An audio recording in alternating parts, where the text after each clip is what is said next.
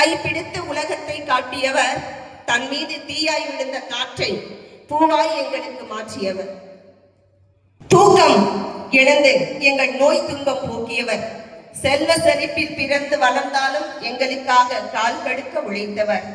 அப்பா அருகில் இருக்கும்போது நிம்மதியான தூக்கம் வரும். அப்பா அருகில் இருக்கும்போது நிம்மதியான தூக்கம் வரும். இல்லாத போது ஏக்கம் வரும்.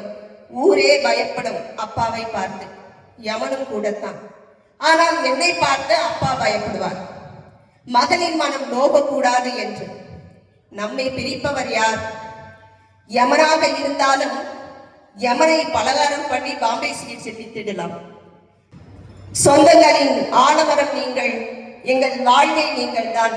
நீங்கள் வாழ வேண்டும் 100 ஆண்டு எங்களுக்காக. அப்பா என்பது நம்முடனே வாழும் தெய்வம். வாழும் போதே கொண்டாடுவோம். உலகில் உள்ள அனைத்து அப்பாக்களுக்கும் இந்த கவிதை.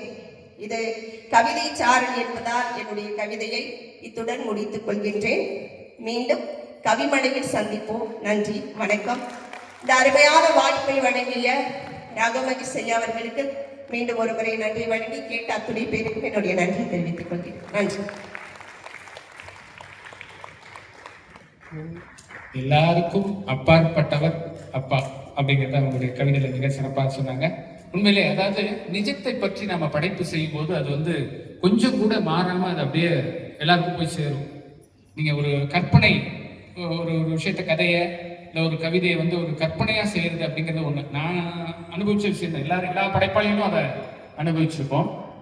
நம்ம நேரடியா பார்த்து செய்யற ஒரு விஷயம் அது நிச்சயமா அது ஒரு நல்ல கவிதையாக வரும்.